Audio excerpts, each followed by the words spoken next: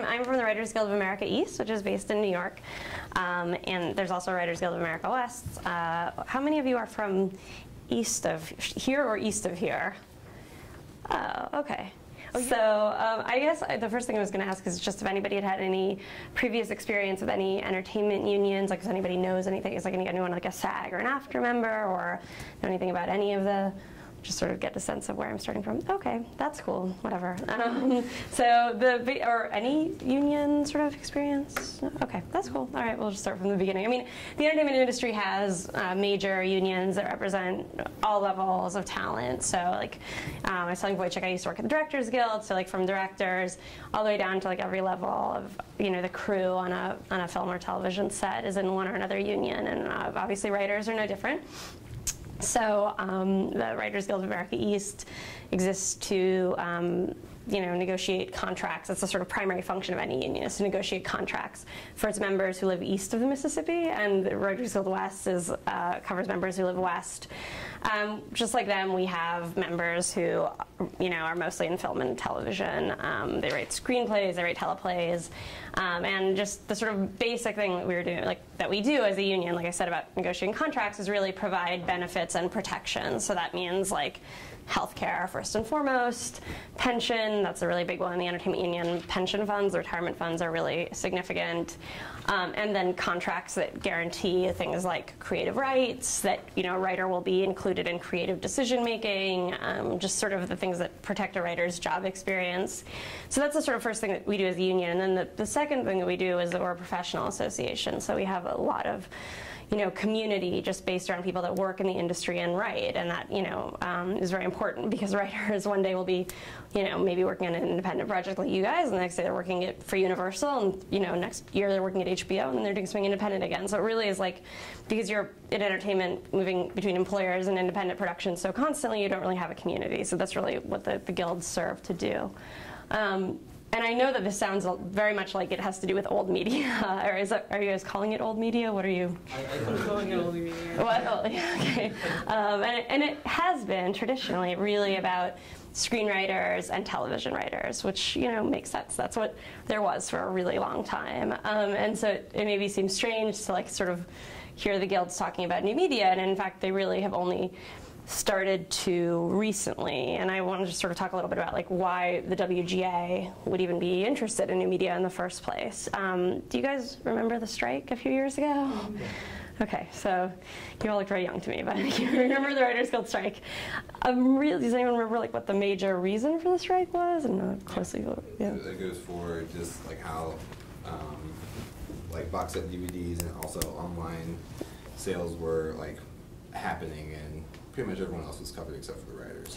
Exactly. So that year, all of the guilds were getting contracts to cover digital media. Really about sort of making sure that if you were an episode of 30 Rock and it goes online, you get paid for it correctly. If you, if your movie is being downloaded on iTunes X number of times, you're getting paid correctly, because until that point, there was no money for creators for new media. So normally, we have these things called reuse fees. If you write in television and then they rerun your show, you get 40% of what you made the first time you wrote it. And the reason that's important is because the network, the cable channel, whoever owns the network, is making money every time they reuse your show. And so the belief is that the creator should too.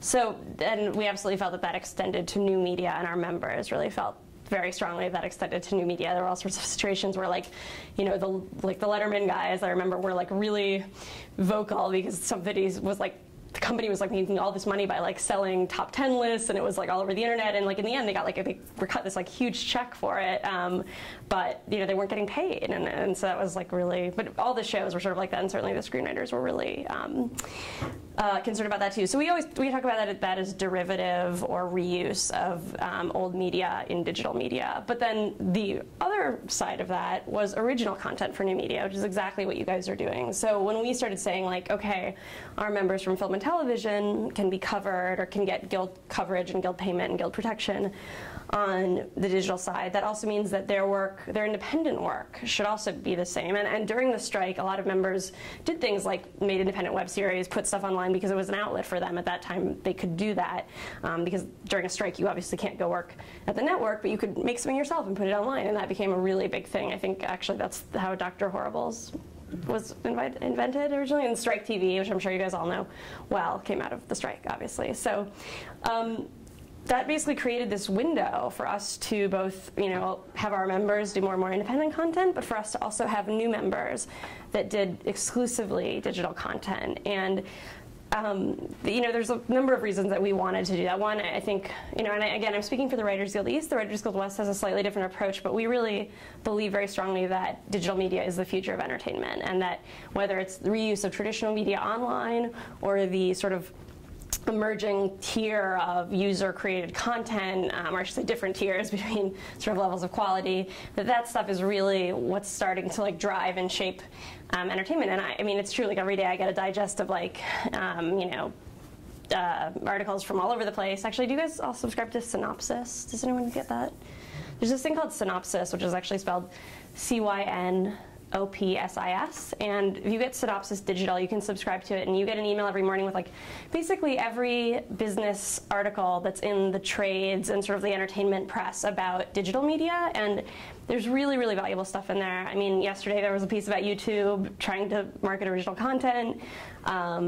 Today there was a really big piece about what's going on with Netflix and their bid to start to do original content, so I get a lot from that, and the point is just that every single day there's tons of stuff in the news about the rise of original content online. And so from our perspective, it just made sense. Like the Guild is not going to survive unless we start including this work. And it is part of the entertainment industry. What you guys do is you guys now work in entertainment. And for that, we can't have a part of the industry that's outside of the guilds. We really need to have all of the writers together in order to have strength. And that's really what the guilds need to continue on. And the other reason that we really wanted to bring new members into the Writers Guild is because a lot of our older members, and I don't just mean like older in terms of age, but the ones that have been in the guild for a while, came in on soap operas or Sesame Street or comedy writing or features or whatever. And they're fantastic writers, but a lot of them can only write. And now we're sort of recognizing clearly this is what you guys have been doing here, that you can't just only write anymore. You can't just only direct. You have to do everything. You have to produce. And for us, bringing in new members that had all of those skills and adding that to our current membership was also really positive for those members that needed to sort of gain those skills, to meet people that are doing that work, to get connected to that sort of work.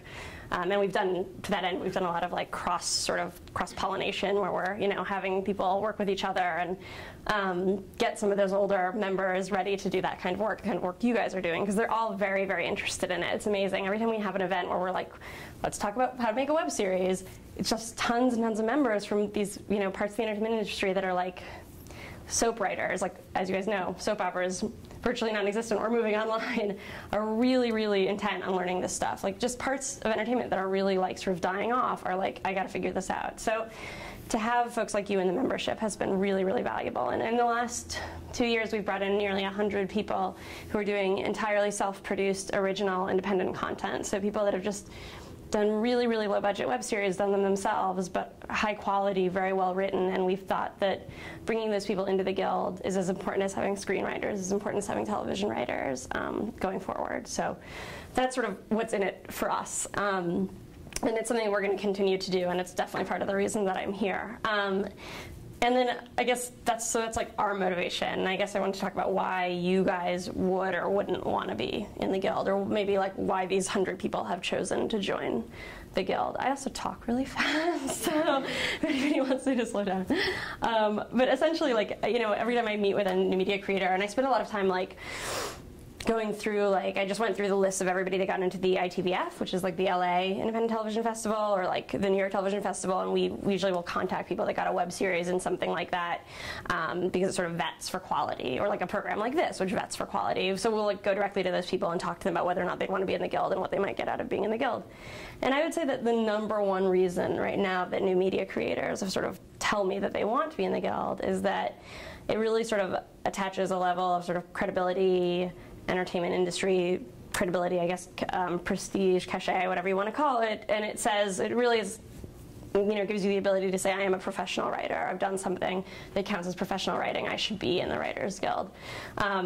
So that was the #1 reason, I would say, right now. And after that, there are also lots of other really good reasons.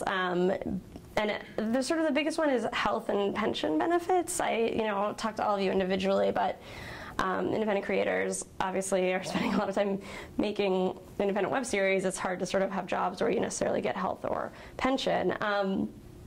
That said, you do have to earn a certain amount of money making new media or making any sort of media to qualify for Writers Guild Healthcare, and right now it is high for new media. We do think that's going to change, though.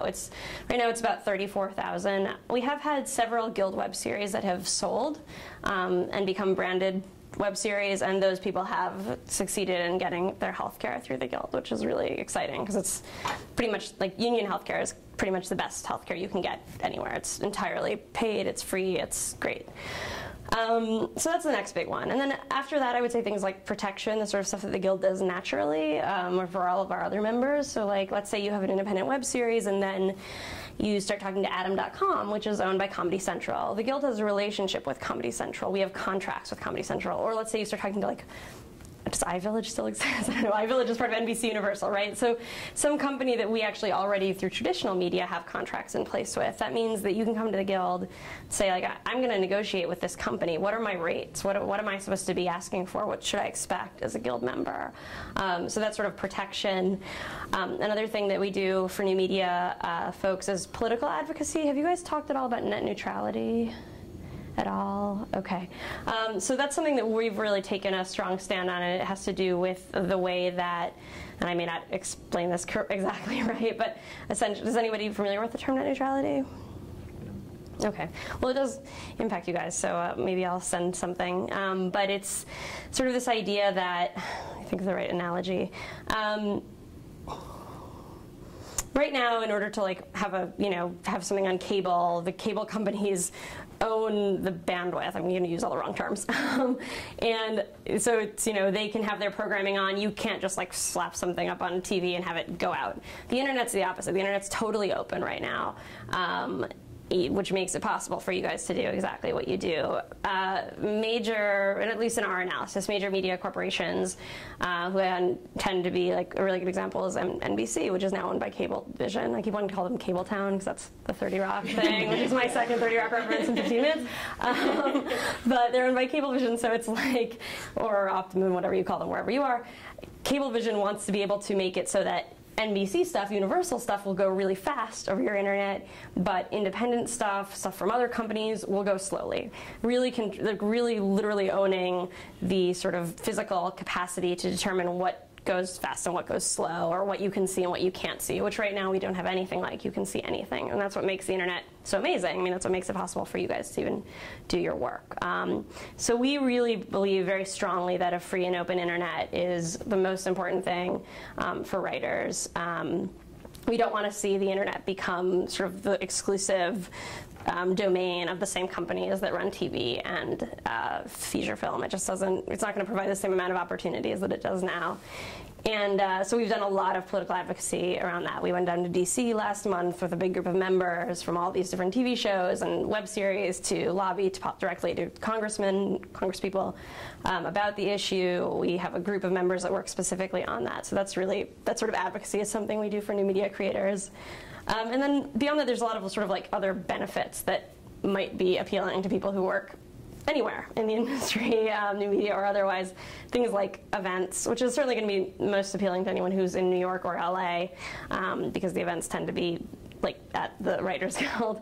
But screenings, a lot of Q&As, a lot of sort of trainings. We do a lot of digital trainings, which you guys would be sort of advanced for, but we do things like advanced Final Cut trainings for our members that are long, semester long even, classes. We do Q&As with major screenwriters. We did one in February with Tony Gilroy and Terry George. So Terry George wrote Hotel Rwanda, Tony Gilroy wrote all the Bourne movies, and so stuff like that. I mean, really bringing small groups very close to really other Guild members that are sort of really prominent in the industry.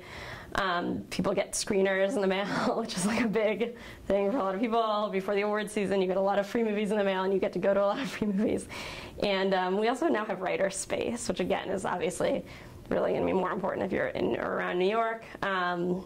I think the West does too, but I think it's a little different. But you can come in and write in the Guild, which is nice to have a space that, you know, air conditioned, and there's free coffee, and there's wireless, and it's not Starbucks. So that's something we do for our members. And then the other thing that I want to mention just briefly is script registration, which you guys should maybe be doing anyway. You don't have to be a member to do it, but basically script registration is, and script is a misnomer, it's really any intellectual property, but you can register what you're doing, your idea, your concept, a particular script, a group of scripts, whatever. You can you can submit that to the Guild and it protects you legally. You can do it online. We have a flyer about it, which I totally forgot to bring. But it basically, you know, God forbid that down the road somebody steals an idea of yours. If that happens and you have to go to court over it, you have an ability, you have a way to, it's like a sort of extra level to copyright. I don't know if you guys have talked about copyright or intellectual property at all, maybe a little. This would be like an extra level of security, sort of like gives you the ability to show, at this point in time I had written this much. And so it's, you know, we encourage people, it costs $20, you can sort of register as much as you want. If you're a member, it costs $10. It's just a good thing to do if you feel like, you know, your stuff is out there, it's being seen by a lot of people. You'll probably never have to use it, but it's good for 10 years, and then down the line if you see something that looks suspicious to you and you want to sort of maybe make a claim on it, it's important. And it does happen. Like, it definitely, you know, I saw something this morning about a new show that I think is starting on NBC that CBS says was stolen, but they talk about it in terms of networks, but it's a writer. You know, it was a writer who maybe talked to somebody about a script, and now it's on another network. So, and that can happen on any level, and certainly you guys have material that's just out and being seen, so that's important too. I'm going to stop there, though I have more. Are there any questions up to this point? Okay, that's all right. I'm really intrigued about what you mentioned, like Final Cut workshops, and it struck me, you're WGA, and you're offering Final Cut workshops for free members. Can you talk a little bit more about the whole idea of like now writers have to do more than write? Yeah, I mean, we did camera classes last year and all sorts of stuff. I mean, I think that we have an executive director who's just totally committed to new media, and his understanding is that without these skills, you really are going to be lost in entertainment going forward. I mean, you guys are very well positioned. If you had started in the industry 20 years ago, unless you started as independent filmmakers, you know, you would be really sort of at a disadvantage because people, you know, until recently their skill sets have been really compartmentalized. But, you know, I see it bleeding over. I think that, you know, because now production is cheaper, you know, you're really being expected to, like, shoot something and put it out there. Like, it's, you know, you used to, like, as a writer, you used to write a spec script of a TV show that you liked and send it off to an agent or a producer and hope that they thought you were a good writer and they'd hire you. I heard, I was at a panel, and I always forget his name. This guy, he's the showrunner on Rescue Me. And he was saying at this point he'd rather get a postcard about a cool web series than a packet with 2 specs. Like, people want to see something you've made. And it's easier for them. It shows a diversity of skill set. It's, you know, shows the sort of power of your work more. And, you know, we really just think, like, if our members can't do that, then they're going to be lost. And so to that end, like, right, we've done those sorts of courses. We did this day-long web series summer camp, we called it last year, which was sort of like a 8-hour version of what you guys have done, but we had 4 different classes running simultaneously, and you could take one on storyboarding, and you could take one on comedy writing with a comedy writer, and then you could take one on, like, you know, production basics. And really the idea is to get our members doing this stuff now, you know, while they can still get in the door, like, while it's still sort of the open place that it is. So. But you guys, I think, are in this, like, really tremendous position to be able to have those skills at this point, because it's, yeah, like I said, it's not enough anymore to just write. I'm going to get these packets. I should have gotten them beforehand, sorry. And I'm going to talk about these with you guys individually, but for the next part, it's sort of just easier to explain. Is there anything, nobody has any particular questions about why people do join the Guild? Or we actually, our group of digital members, although actually when you join the Guild as a member in new media, oh, can you throw that? Oh, yeah, that's yours. You're actually the same as any other media member. It's not like it goes in the Guild database as, like, you know, digital member. You're just a Guild member like anybody else. It just happens to be the project that you joined on. Actually, I'm sorry, I have a quick question. Why don't people join the There are costs, which I'm going to get to, definitely. Yeah, and I think there are. It's actually a really good question, because I feel like generally when I've met with people, they've usually decided to join. I think cost is probably the #1 reason. It is a personal decision about whether or not you do a cost-benefit calculation for yourself. Other guilds, and I'm going to talk about cost, but other guilds do have limitations. So like the Screen Actors Guild, once you're a member of the Screen Actors Guild, you really can't take an acting job that's non-union. When you're a member of the Directors Guild, you definitely cannot direct non-union. It would be very, very bad if you did. Essentially, you'll be like fined, you could be out of the guild, it's a lot of stuff like that. We have a rule like that, but we don't actually almost ever enforce it. Again, speaking about the Writers Guild East, I'm very aware of the fact this is being recorded. The Writers Guild West is going to be a little stricter about things like that. And I shouldn't say that we don't enforce it. We really do expect our members who work in film and television to always work guild, because 95% of the work in film and television is guild. The areas that we don't enforce it are things like new media, nonfiction, reality television, animation. And the reason is that those are not areas that have a lot of guild work in them. And so we feel like it's both falls on us to make more guild work in those areas, and then falls on our members to, if they get work like that, come to us and say, like, is there a way to get this made guild? But at this point, it doesn't seem sort of ethically okay to ask people not to work if they specialize in an area where there's not a lot of guild work. But we've been doing a lot of actually membership building or organizing in nonfiction and reality television, a huge amount actually. So we would like to expand guild work in that area as well, which I should mention is actually an area that a lot of you may end up like looking at some point, just because it's really huge right now. Like if you went to New York and you wanted to start working in the entertainment industry, that's where there are jobs. It's incredible, but it's like everything from like, shows on, like The Dog Whisperer, like Man vs. Food, Cash Cab, and just that stuff is everywhere. And they're basically staffed with these people that are called associate producers or APs, and they do everything. They write, they edit, they do everything that you guys do, and they're your age, and that's how people are starting in entertainment now. And if you think about it, that is like the bulk of programming, especially on basic cable. When you turn on the TV, that's what you see. So there's a lot of work in that area. It's not necessarily good work because it's not at the standards of film and television yet, but that's something that we're working to change. So let me get out a folder so I can look at it with you guys.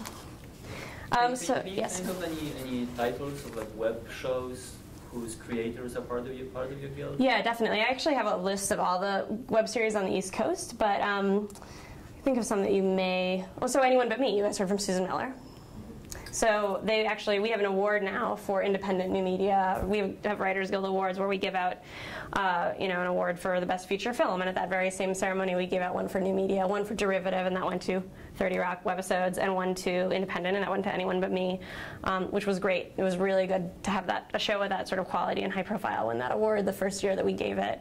And that is also about sort of making sure, we get something out of that too. We really want to be able to say to the entertainment industry as a whole, this is legitimate work. It's the same as film or television. It's just a different platform. We need to recognize it. And that has actually been another reason that a lot of people have joined. But so Anyone But Me, Downsize. Do you guys know Downsize? That's been like a YouTube featured one a lot. Dinosaur Diorama Television, which would be like The Berg, The All for Naughts. Any of those shows sound familiar? So he's a really, Tom Woodley, who's sort of behind those shows, is a really big guild activist. There's a lot. Then we got Help, which is going to be in the ITV Fest. A lot of animated web series. This is one called 9 a.m. Meeting, which has won a lot of awards for writing.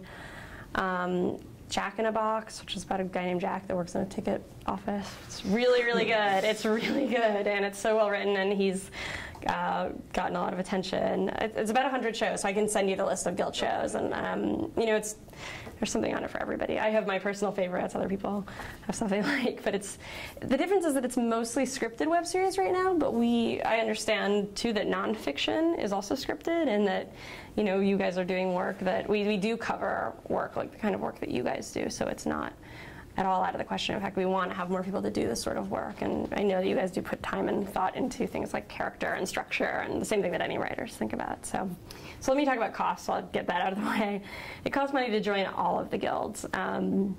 The Writers Guild East is the lowest, which I don't know if that takes the edge off or not, but it costs $1,500. Usually what happens in new media is that people pay about $200 up front, or $250 up front, and then they pay the rest off monthly over a year or 2 years. That's the big cost, and that is a big cost, and for new media it's certainly like a significant, you know, we recognize that, and that's why you sort of have that flexible payment plan. You are a member from the first payment. Beyond that, the costs are very low. So there are union dues. Union dues for all the entertainment unions are calculated based on your earnings as that particular thing. So for the Writers Guild, it's what you made as a writer. Your dues would be 1.5% of anything you made as a writer on a Writers Guild covered project. So let's say you paid yourself $1,000 to do your web series for 6 months, and you paid yourself as a writer, and we'll sort of talk about the idea of sort of paying yourself. Your dues would be $15, which is pretty low. And then I think there's a $100 annual cost, which like pays for, you know, the magazine or whatever. So it's that initiation fee that's big in the beginning. And then, you know, if you end up making a lot of money in traditional media or even in new media, it's still 1.5%, but 1.5% is still really relatively little. So it's just that one-time cost. But like I said, there's a lot, you know, that you get out of it. I think especially for people who are local to New York, the amount of sort of like events and networking and space that's available and like sort of protection resources and consultation makes it worthwhile to them. Do you know how much the Writers Guild West would be? 25? 25. Yeah. And I should say that, you know, if you're, as happens a lot, if you're in New York and you join the Writers Guild East and you move to the West, you're still a Writers Guild member, you still work under a Writers Guild contract in the West, you can transfer your membership, you don't have to. People join the Guild depending on where they live at the time. You're from California, I heard? No? So, is that what you were saying about your, oh, okay, never mind, sorry. But if you're from the West, that is what the cost is. And it is a little... still like $200 up front? I don't know what their payment plan is. I can put you in. Where are you from, California? Yeah. Okay, I can put you in touch with Tamara Krinsky, who's like my counterpart there. They also have a different approach to independent new media, but like it's usually based on number of episodes, and you've probably well exceeded that by now. So, but I'll talk about that when I talk to everybody individually. But yeah, it is more. The Directors Guild, by comparison, is like $7,500 if you're directing a movie, so there's a scale. But so that's the cost. I think is the downside for most people. But again, it's sort of like one of these things. Like, are you going to get healthcare from it? Maybe it's worth it. Like, are you going to? Did you just get an offer or get a call from somebody at Comedy Central? Like, it might help to be in the guild. There's sort of just. And I think also when you are a guild member and you are approached, some of you may have already had this experience, but you're approached to maybe do a polish on someone's web series, someone hears that you're a writer, they come to you and they want help with something, I think it usually raises people's rates. It adds a lot of prestige to any project. So I'm just going to talk very briefly about how it works to get into the guild. All of you, by our criteria, would be eligible because you've produced what we call legitimate projects for new media. The West is slightly different. So in order to get into the Writers Guild East, what has to happen is you have to get hired by a Writers Guild signatory company to work on a Writers Guild project. So you have to be hired by HBO. They're signatory to our agreement. They're signed up to adhere to our basic agreement. You have to get hired by NBC or ABC or Comedy Central or Viacom or whatever. And by being hired by that company to write, to be a credited writer, you become eligible to join the Writers Guild.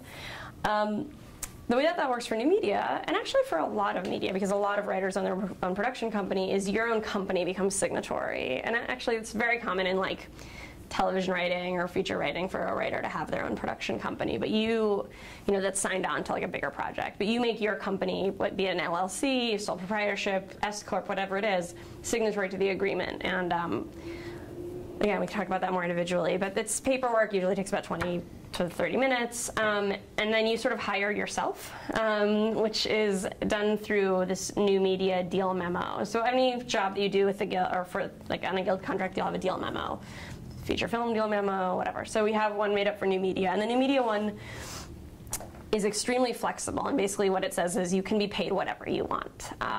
Any other form of media that you're working in, there are guild minimums. So if you wrote a pilot and CBS bought it, your pilot minimum would be around, for half an hour pilot, around $34,000. If you wrote a screenplay and the budget of the screenplay is $5 million, your screenplay minimum is going to be about $100,000, things like that. There are no minimums for new media. So what you do as the owner of your own company is you hire yourself on this new media deal memo for some amount, but it can be a small amount. You know, we usually try to encourage people to pay themselves 10% of their budget. So if your budget's $500, you're paying yourself $50. But if you're allocating a little more, maybe a little more. But I'm sure that you guys talked about like budgeting and sort of business plan stuff, maybe. So you'd, in your like credit lines or in your budget line, you would set aside some money for yourself as a writer. You put that amount in the deal memo, hire yourself, and then that makes you eligible to be a guild member. But you do have to be doing a legitimate project for new media. I mean, I always talk about cats on skateboards, but it's like we're not just signing up people that like shoot their cat on a skateboard and put it on YouTube. It really is like you have to have like done a show and made a concerted effort to do good quality work, and that's exactly why we come to things like this or the television festivals, because you know it's awesome that Columbia College and YouTube have vetted you guys for quality already, or that a competition has already ensured that people are doing good work, because otherwise I would just sit on the internet all day trying to find like one good thing out of a million, and I would never get anything done. So that's essentially how it would work. People become members right away. Like I said, they get different things out of it, but we're very excited about sort of expanding our membership to include folks that are in the YouTube. They're doing stuff on YouTube and they're in the Partners program. We, as we understand it, think that YouTube is going to be this sort of like interesting sort of new cable thing, right? Where there's like this sort of maybe studio-produced original content, and then there's this tier of premium user-produced content, and that's you guys, as far as we get it, as far as we understand. And so to have that be the same as the stuff above it, to have those creators be in the Writers Guild is very important to us, and we think should be important to you guys, so we can be an advocate for you. So that's, I just talked really fast, as I always do. Are there any questions? How does the Guild affect right-to-work states like Texas? Are you in Texas? You actually can still be a member. We have a lot of members down there. It's a little trickier when you're in the production unions. They have different rules, but for writers, it's fine, especially if it's your own company. If you become a union company, you hire yourself, you be a member. Now, does that affect me, like, working on, like, other non-union projects? No, I mean, it's the same as sort of like, you can, like I was saying, you can basically do whatever you want and work wherever you want. But there are going to be more non-union projects in a place like Texas. Although, the film industry has really taken off there, especially like in and around Austin, and because there are tax credits. And so, if you got hired to, write on something like that or do some sort of level of production on something there, I wouldn't be surprised if it were, one or the other guilds. I'm a huge Friday Night Lights fan. I'm like devastated by it ending, so Texas. I realize it's a big place. You probably don't like live in the town that doesn't actually exist. Any other questions? So the dues are from what you get paid as a writer? Yes, what you get paid as a writer on a guild project. So if you write something else, if you write, by the way, like theater, plays, text for print, an op-ed, something like that, or you're writing and you're paid as a journalist, none of that stuff is covered. We don't cover that right now. I think we're interested in blogs. We're very interested in like online text, but right now it's really just broadcast video content. So and it's only on a guild project. So it's, in your case, probably would be limited if you signed up your own shows to your own shows.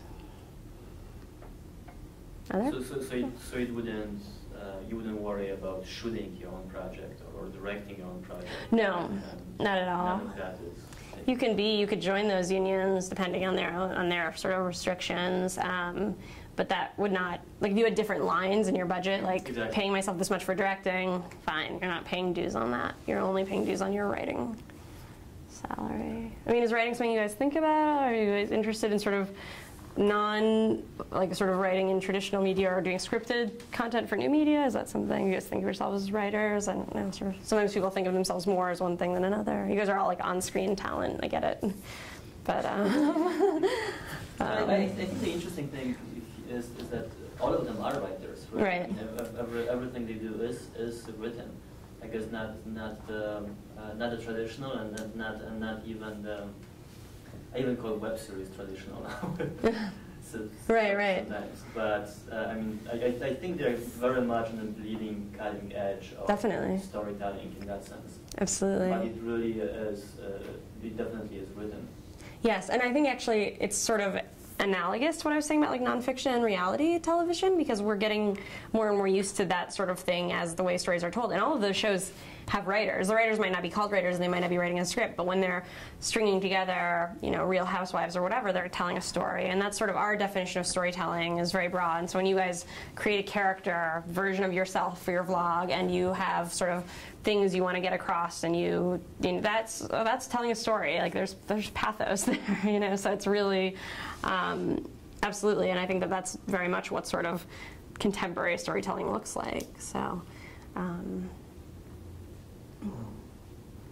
there questions about the guild generally, or about any of the guilds? I don't know. No, it seems to me like to me at least, the biggest benefit of any guild is the community aspect, networking aspect of it. You mentioned a little bit that that's somewhat limited to the location, but do you guys do anything online as far as networking, community building? I mean, all of the stuff that we do, or we're starting to put more and more of it online. Like we actually have our own web series. I hesitate to call it that because it's really just like the one, like for right now, it's like the Tony Gilroy, Terry George thing where they're shot and we cut it up and make it watchable. You know, there is a ton of networking and events, and a lot of it is definitely in New York. I think we tried to do one in Chicago once, and it was like, well, there's a lot of news writers in Chicago that are members, but it does help if you're there, but we tell people in advance. So if you live near New York, you can come in. Like, I have a lot of people will like come down from like Philly, or come up from Philly, or down from Boston for the holiday party, because the holiday party is like a huge event, or the Writers Guild Awards, or there might just be a panel or a workshop that you want to go to that's worth it to, like, you know, come overnight, because there are things that would normally cost money to go do at other places. So if you're a member, to have access to that sort of, to be in the room with people that are doing the sort of, you know, work that you might aspire to, or vice versa, to have you guys there to, like, you know, it'd be great to have some of you come in and talk to our members about doing a successful vlog. That's something that we haven't done yet, but that we really want to get across to folks. And I think we're also doing an iJournalism course this fall for our members with a professor from Columbia, which is exciting. We do a lot of stuff with Tube Filter. Our digital members are in this thing called the Digital Caucus, which is like a big group of digital creators, and they get together every couple of months, and it's like there's been so much work between those people, like working on each other's shows and collaborating from having met at the Guild, that we're really, especially in New York, a sort of central meeting place for people doing new media work. And and I think that has actually been probably the #1 reason that people have joined, is to meet each other and to meet writers from traditional media as well. Do you do any video streaming of your events or panels? It's not live yet. We just, I mean, we're not our own sort of like we have a new website and it's very nice, but our commitment to new media is much further ahead of our like sort of actual new media presence, though that's definitely something that we've spent a lot of time doing. We have a director of communications now who does a lot of that, and like I said, our executive director's enthusiasm for new media is like limitless, so I think eventually it will get to that point. But yeah, for now it's not streamed. Well, all right, I guess I'll just talk to folks individually. I mostly just sort of wanted to give the basic sort of layout of, you know, what a guild is and why people want to be in it. But